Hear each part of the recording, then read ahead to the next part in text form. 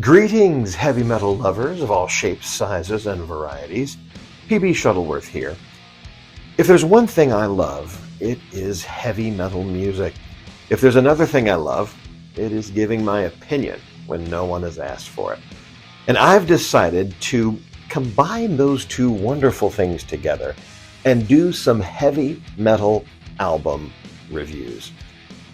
I'm a Christian, I'm a pastor, so I have decided to begin my roots and review Christian heavy metal albums. And I am starting with the crème de la crème, the pièce de résistance, the filet mignon, if you will, of Christian heavy metal bands. I'm talking Tourniquet. And there's no better place to start than at the beginning with their debut album called Stop the Bleeding. Tourniquet was formed in 1990, in the year of our Lord, by vocalist Guy Ritter, guitarist Gary Lanier, and drummer Ted Kirkpatrick. Kirkpatrick previously played in the metal band Trouble, while Lanier and Ritter previously helmed Holy Danger. Now, at some point, they joined forces, and the three of them formed Tourniquet and recorded the album Stop the Bleeding, which was released in 1990 on Intense Records. Now, if you look at the photos and the liner notes in the first pressings of Stop the Bleeding, you'll find a man by the name of Mark Lewis on guitar. He did play on the album, but wasn't a permanent member of the band as far as I can find. He was a session musician. Now here's where it gets interesting. You'll also find this brooding young fellow named Erik Jean James. He was listed as the bass player. However, upon further examination of the liner notes, we find that Ted played bass on 5 songs. Gary played bass on 5 songs. Let's do some math here. There are 10 songs on the album. So unless there's some sort of music industry mathematical equation that I'm unaware of, it seems as though my guy Erik Jean James didn't slap one bass note on the Stop the Bleeding album. I guess he was just album eye candy, a little something for the ladies. I'm not sure why they would do this unless it was early in the industry and perhaps a band that wasn't seen as a complete band had more difficulty getting booked for shows, maybe. Or it could be that Ted Kirkpatrick owed Mrs. Jean James a favor and let her little boy be pictured on a big-time music production. Yeah, let's go with that. Let's begin with the music, shall we? Track 1. The Test for Leprosy kicks off the album with a fine introduction to the progressive nature of the music of the band, with rhythm riffs that are as technical as some of the heavy metal lead guitar work that you had heard in other bands. The song packs a strong heavy metal punch, while at the same time displays the technical prowess that will cause cramped fingers in your average air guitarist. The lyrics speak of God's healing power that is available to you, even when the world has considered you to be a lost cause. The song even gets into a little bit of theatrics with the breakdown as we hear some dramatization of lepers being cast out and labeled as... When you listen to the dramatic shouting, you'll hear the voice of one Roger Martinez. Now, we will talk about him more in future videos, but he co-produced this album along with Tourniquet, and he was also the lead vocalist of the amazing Christian thrash metal band of the day, Vengeance Rising. Next comes Ready or Not. Now, I want to slow things down for a moment and inform you that before I had ever heard this song or this album, I had never heard King Diamond. And I was blissfully unaware of the falsetto style of heavy metal vocal back in those days. Apparently, Guy had never heard King Diamond either until the release of Stop the Bleeding, and some comparisons were being made between his vocal style and that of King Diamond himself. Here is a sample.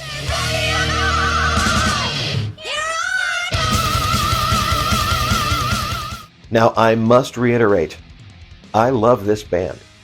I love all of their albums for their strengths, but I must say that this vocal style is my least favorite thing about this album.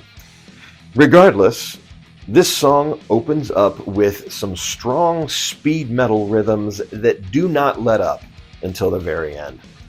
Along with Guy's screams come some high-quality screaming guitar solos, courtesy of Gary Lanier and the aforementioned Mark Lewis.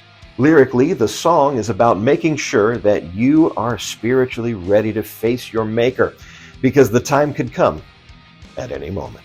Track 3. Coming in at track 3 is probably the most well-known song on this album, Ark of Suffering. Lyrically, this song tackles an issue that was close to Ted Kirkpatrick's heart throughout his entire life: the treatment of animals. The vocal work from Gary Lanier on the verses of this song gives us our first glimpse of his talents as an impressive vocalist, with the tone and grit that is excellent for heavy metal. We'll hear a lot more from him in future records, but alas, this is the only offering we will hear from him this go-around. They actually made a music video for the song, so check it out at your leisure, and do give the special effects a break, will you? It was 1990 after all. Track 4, Tears of Korah, comes in strong and heavy, but then slows down to a clean guitar riff that lets us know these boys don't really need to rely on distortion to make their music possible.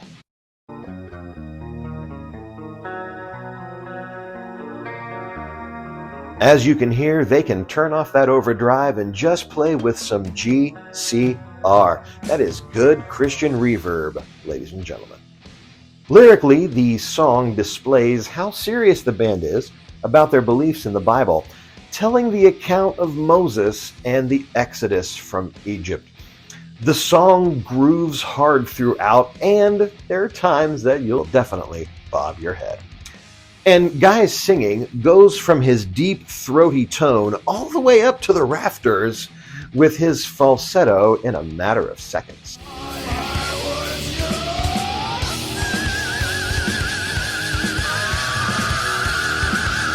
Now, I don't care what your vocal preference is. That's talent. Track 5. Coming in next is The Threshing Floor from Guy Ritter's first Scream. This song is a speed thrash lover's dream. Ted's drumming is solid throughout this entire album, but the double bass is really featured as a thundering background as Guy shouts the warning that any of us would appreciate getting.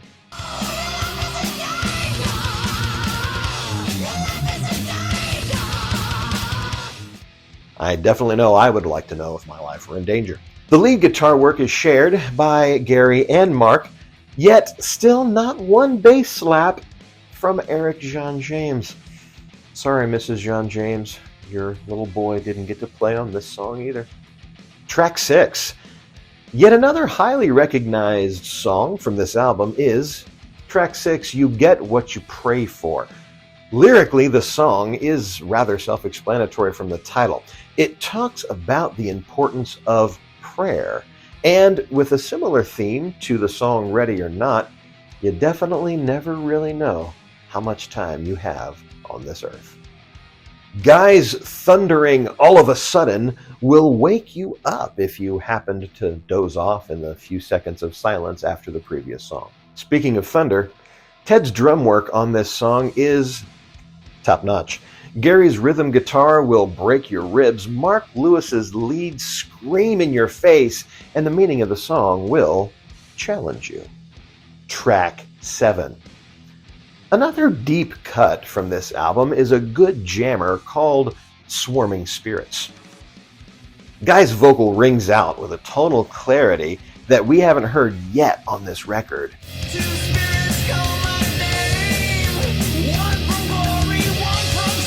At my first listen, all of those years ago, I thought this was a different singer until Guy's signature throaty tone comes through as he sings. Lyrically, the song speaks of understanding spiritual warfare and how it affects your everyday life.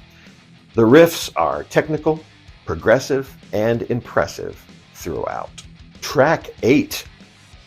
The instrumental on this record is Whitewashed Tomb. The song really brings the classical music influences of Tourniquet to the forefront. You could totally imagine the parts of this song being played by a full orchestra, and it would make complete sense. Lead guitar work by Lewis, Lanier, and Kirkpatrick gives the listener a variety of styles and techniques in which to melt your face. And I want to take a moment to mention something that is a signature part of the Tourniquet sound, and that is the guitar harmonies. Track 9. Now, Ted Kirkpatrick would often show off his big brain in his songwriting, and that all starts in the Tourniquet world with track 9 of this record, titled Somnambulism. After a brief intro of some chimes and bells, the guitar actually fades in with a chunky melodic groove, and it keeps on grooving for the duration. And the drum beat that is catchy, and the guitar riff that you'll be humming for days.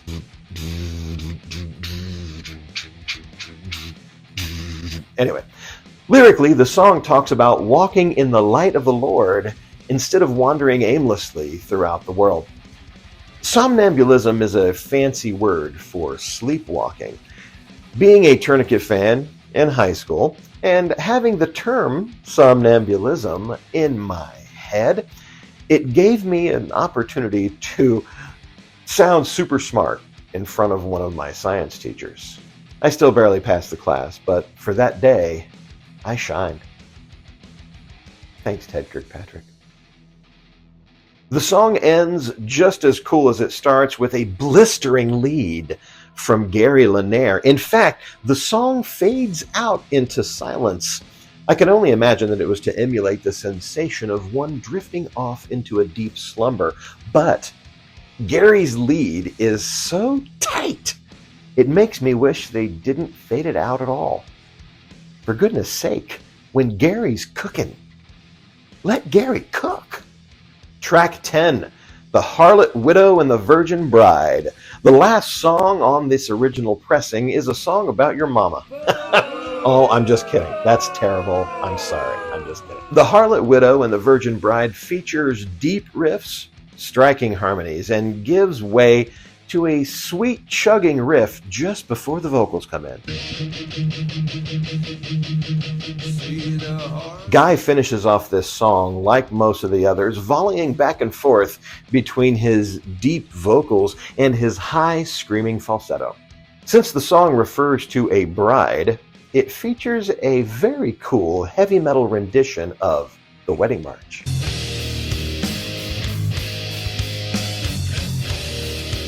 Now, when I was in high school, I actually tried to convince my sister, who was getting married, to walk down the aisle to this Tourniquet version of the Wedding March, but she adamantly refused because she is not cool.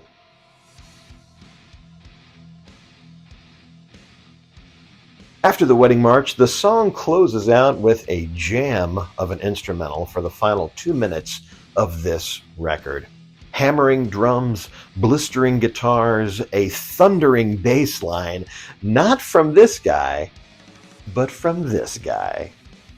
My overall rating of Stop the Bleeding is as follows. The guitar work was the best and the most progressive that I had heard up to that point in my life. It was progressive while at the same time still being heavy metal. This was my first true experience hearing drums used not just as a rhythmic device, but as an instrument in and of themselves.